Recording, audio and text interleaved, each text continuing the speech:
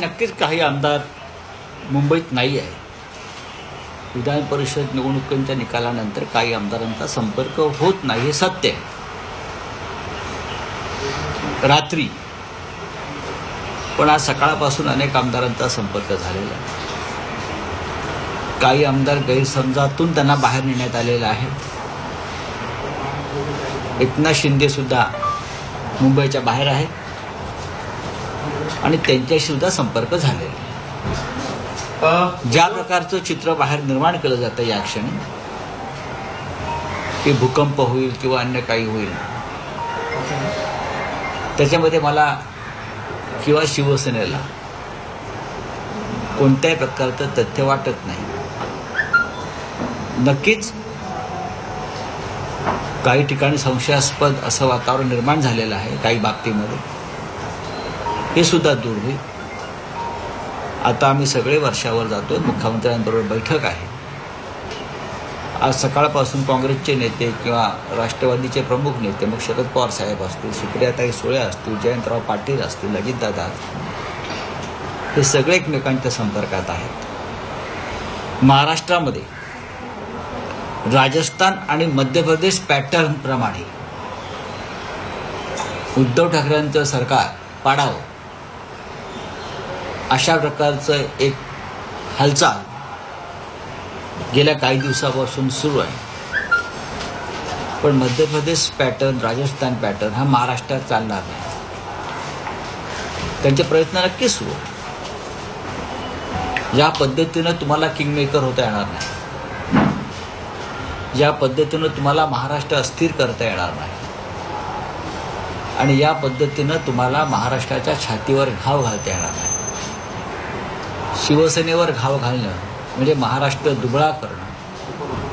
आपण पाहिलं असेल की मुंबई प्रदेश भारतीय जनता पक्षाचे अध्यक्ष आहेत मंगलप्रभात लोढा, त्यांनी कालच्या विधान परिषदेच्या निकालानंतर मुंबईवर ताबा मिळवण्याची भाषा केली. यांची पावलं कोणत्या दिशेने पडतात ती तुम्ही समजून घ्या. आता मुंबईवर ताबा मिळवू, मुंबईवर विजय मिळवू म्हणजे काय मिळवू?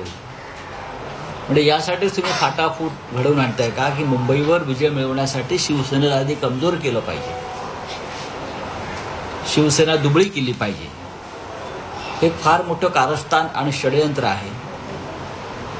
अशा प्रकारचं भाकीत आम्ही यापूर्वी सुद्धा केलेलं आहे. आणि शिवसेनेमध्ये आईचं दूध विकणारी अवलाद निर्माण होणार नाही हे जे परवा माननीय उद्धव ठाकरे यांनी सांगितलं वर्धापन दिनाच्या कार्यक्रमात, ते सुद्धा तुम्ही समजून घेतलं पाहिजे. शिवसेना ही निष्ठावंतांची सेना आहे. सत्तेसाठी आणि पदांसाठी स्वतःला विकणारी, महाराष्ट्राच्या पाठीत खंजीर खुपसणारी अवलाद ही शिवसेनेत कधी निर्माण होणार नाही. जे निर्माण झाले आणि बाहेर पडले त्यांची अवस्था आपण पाहत असाल. ज्यांची नावं सातत्याने मी मीडियातून पाहतो आहे किंवा वृत्तवाहिन्यातून पाहतोय, त्यातले बरेचसे आमदार आत्ता वर्षा बंगल्यावरती आहेत. त्यांची नावं चुकीच्या पद्धतीनं आपण घेतली. गुलाबराव पाटील असतील, संजय राठोड असतील, प्रताप सरनाईक असतील, अनेक नावं मी पाहतो. आणि जे आमदार इथे नाही आहेत असं आपण म्हणतात, त्यात काही मंत्री आहेत. त्यांच्याशी संपर्क झाल्यावरती त्यांचं असं म्हणणं आहे की आम्हाला काय झालं ते कळत नाही, पण आम्हाला इथे आणण्यात. हे आमदार गुजरातमध्ये आहेत, सुरतमध्ये आहेत. ची व्यवस्था गुजरात भारतीय जनता पक्षाचे जे अध्यक्ष आहेत RC पाटील ते करत आहेत. म्हणजे तुम्हाला ह्यामागे मी जे काय सांगतोय ते कळलं असेल की ते गुजरातलाच का त्यांना नेण्यात आलं, सुरतमध्येच का ठेवण्यात आलं. सुरतचे खासदार RC पाटील आहेत, ते प्रदेश BJPचे अध्यक्ष आहेत आणि ते कोणाच्या जवळ आहेत हे आपल्या सगळ्यांना माहिती आहे. अशा प्रकारे भ्रम आणि फसवणूक करून आमदारांना नेलं जात आहे. ज्या क्षणी त्यांचा आमचा संपर्क होईल त्या क्षणी ते परत येतील. बाकी अशा प्रकारे भूकंपाची योजना किंवा भाषा कोणी करत असेल तर त्यांना सगळ्यात आधी शिवसेनेबरोबर लढावं लागेल, आमच्याबरोबर लढावं आणि मगच त्यांना महाराष्ट्र दुबळा करता येईल. जोपर्यंत आम्ही आहोत तोपर्यंत त्यांना महाराष्ट्र अस्थिर करता येणार नाही देशाला. बोला सर, एकनाथ शिंदे का नाराज आहेत? तो नाराज आहेत का मुळात? तुमचं काही बोलणं? मला असं वाटत नाही. एकनाथ शिंदे हे कालपर्यंत आमच्याबरोबर होते, वेस्टिन हॉटेलमध्ये होते. शिवसेनेचे उमेदवार विजयी व्हावेत दोन्ही, यासाठी ते सातत्यानं प्रयत्न करत होते. अनेक बाहेरच्या मतदारांशी संपर्क करत होते. एकनाथ शिंदे हे एक आमचे जीवाभावाचे सहकारी आहेत, कडवट निष्ठावंत शिवसैनिक आहेत, एवढंच मी सांगू शकतो. त्याच्यामुळे त्यांच्या बाबतीमध्ये आज जे काय बोललं जाते, जोपर्यंत त्यांचं आमचं बोलणं होत नाही तोपर्यंत मी त्यांच्याविषयी कोणतेही विधान आणि भूमिका करणार नाही.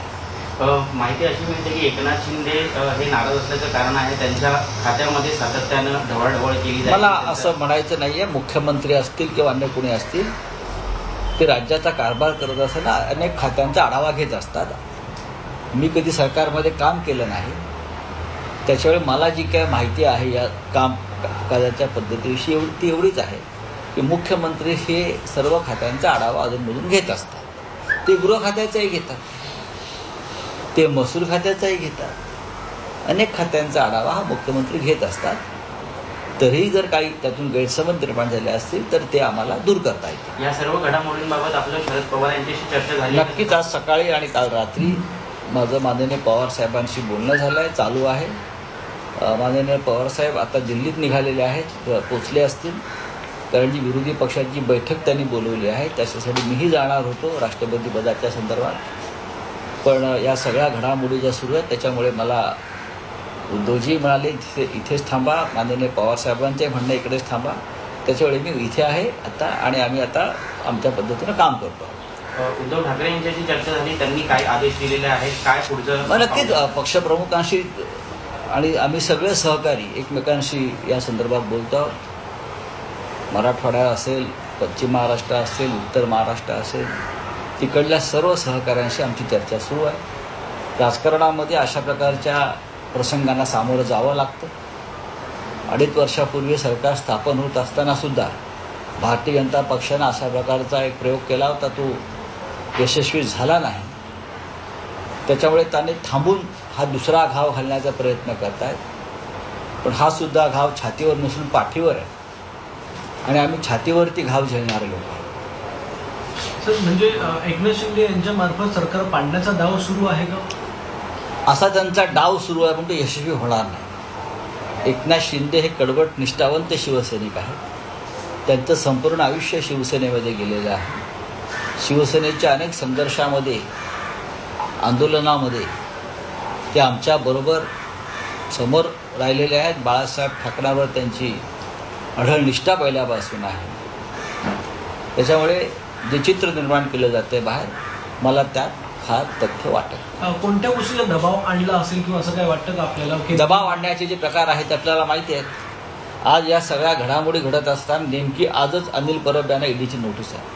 म्हणजे आमच्यातला एक सहकारी या संपूर्ण कठीण काळामध्ये आमच्याबरोबर राहू नये धावपळ करण्यासाठी, म्हणून आजचा मुहूर्त साधून अनिल परब यांना आज समन्स पाठवून बोलवण्यात आले.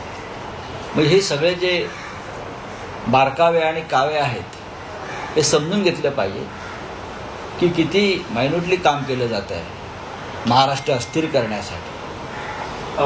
देवेंद्र फडणवीस सकाळी चार्टर्ड प्लेनने दिल्लीला रवाना झालेल्या आहेत. काही महत्त्वाच्या घडामोडी घडतात. नाही, घडामोडी ह्याच आहेत, दुसऱ्या काय घडामोडी असतात. असं म्हटलं जातं आता भाजपकडनं की ही लढाई खरी बाळासाहेबांच्या निष्ठावंतांची आणि पवारांच्या निष्ठावंतांची. मग आम्ही कोण आहोत? पवार निष्ठावंत हा काय प्रकार? पवार निष्ठावंत वगैरे हा प्रकार नसतो. सगळे महाराष्ट्राचे निष्ठावंत आहेत. बाळासाहेबांचे निष्ठावंत आम्ही आहोत, सगळेच आहोत ना. ते आम्हाला तुम्ही शिकवू नका बाळासाहेबांची निष्ठा काय आहे ती. आणि तुम्हाला बाळासाहेब ठाकरेंचं नाव घ्यायचा अधिकार नाही, हक्क नाही. बाळासाहेब ठाकरे जरी आज असते तरी त्यांनी या सरकारला आशीर्वाद दिला असता. पण ही गोष्ट खरी आहे की कुठेतरी आमदार जे होते नाराज होते, त्यामुळे इतक्या मोठ्या प्रमाणात कालच्या निवडणुकीत मतं फुटली. बघा, मोठ्या प्रमाणात फुटली हा शब्द बरोबर नाही. काही मतांचे हिशोब लागत नाही. 2 किंवा 3 मतं ही इकडे तिकडे झाली आहेत. ते कुठे गेली आहेत, काय झाली आहेत ते पाहावं लागेल. आत्ताच या संदर्भात काही बोलणं योग्य नाही. सर, एकनाथ शिंदे यांच्या व्यतिरिक्त आपला किती लोकांशी संपर्क झालेला आहे आणि किती लोक एकनाथ शिंदे यांच्याशी संपर्क झाला.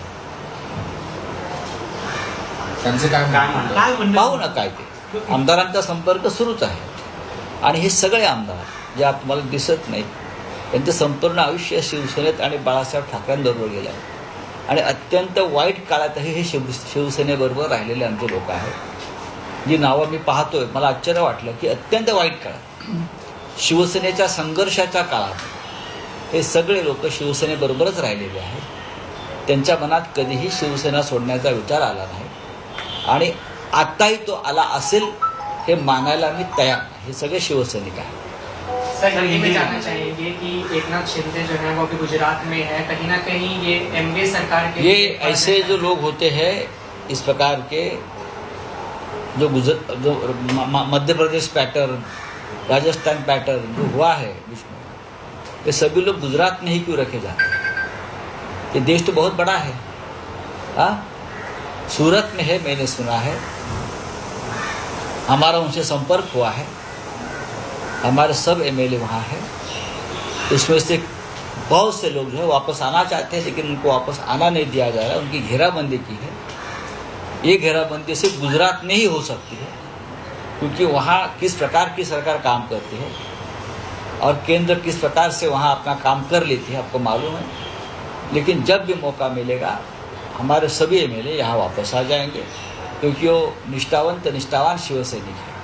क्या इस बारे में आपके उद्धव जी से, शरद पवार जी से सबसे चर्चा चल रही है. माननीय पवार साहब से, आदरणीय पवार साहब से चर्चा है, शुरू है. उद्धव जी से मेरी लगातार बातचीत चल रही है. मुझे इतना ही विश्वास है सब कुछ ठीक हो जाएगा. और जो मंसूबे लेकर अपने आप को किंग मेकर समझकर कुछ लोग जो काम कर रहे हैं वो सफल नहीं हो. इससे पहले भी देखा था 80 घंटे की सरकार बनाने की कोशिश बीजेपी ने की थी, सभी एमएलए वापस आ गए थे. क्या उसी तरह की इसी कोशिश तरह से वापस हमारे शिवसेना कर रही है? सभी हमारे एमएलए वापस आ जाएंगे, क्योंकि ये सभी जो एमएलए हैं वो पुराने शिवसैनिक हैं, निष्ठावान शिवसैनिक हैं. शिवसेना के बुरे समय में भी हमारे साथ रहे. अब तो अच्छा समय है. चलिए. सर, एक शेवटचा प्रश्न. आपण आता मगाशी म्हणाले की काही आमदारांना यायचंय मात्र त्यांना येऊ जात नाही. नेमकं काय आपल्याला म्हणायचं? नाही, ज्या प्रकारे गुजरातमध्ये त्यांना अडकवून ठेवलेलं आहे, सरकार कोणाचं आहे गुजरातमध्ये, कोणत्या प्रकारे तिथे राज्य चालवलं जातं आणि केंद्रातून तिथे कशा प्रकारे नियंत्रण आहे त्या राज्यावर, हे आपल्याला माहीत आहे. आणि 7 स्तराची सुरक्षा व्यवस्था तिकडे केली आहे. विविध सुरक्षा यंत्रणांनी त्यांची राहण्याची जागा घेरलेली आहे. मुख्य रस्त्यावर येण्याचे रस्ते बंद केलेले आहेत. हे कशा करतात? महाराष्ट्राचा छळ करण्याची, महाराष्ट्राला बदनाम करण्याची आणि महाराष्ट्राला अस्थिर करण्याची ही योजना दुर्दैवानं गुजरातच्या भूमीवर रचली जाते. हे या देशाचं दुर्दैव आहे. लाल मातीतली कुस्ती म्हणजे